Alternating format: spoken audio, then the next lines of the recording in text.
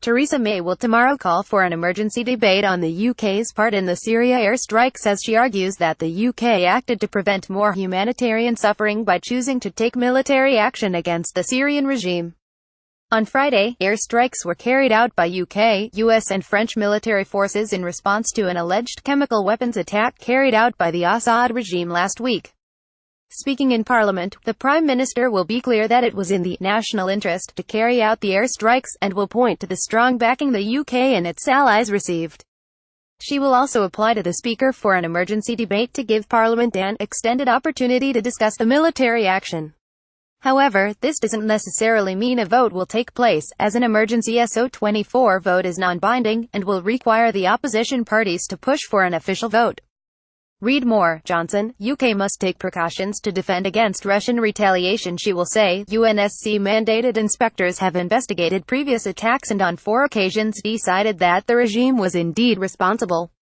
We are confident in our own assessment that the Syrian regime was highly likely responsible for this attack and that its persistent pattern of behavior meant that it was highly likely to continue using chemical weapons.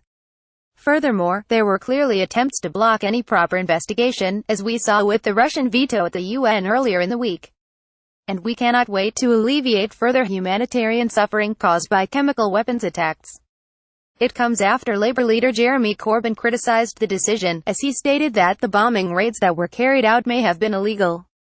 If we want to get the moral high ground, as a country with a history of international involvement, then we need to abide by international law, and I say to the Foreign Secretary, and I say to the Prime Minister, where is the legal basis for this, he told BBC One's Andrew Marshall.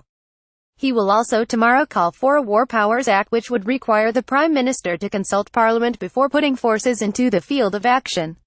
But Foreign Secretary Boris Johnson said to the BBC that he fully supported the attacks, as they would act as a deterrent for the Assad regime to not use barbaric chemical weapons in future.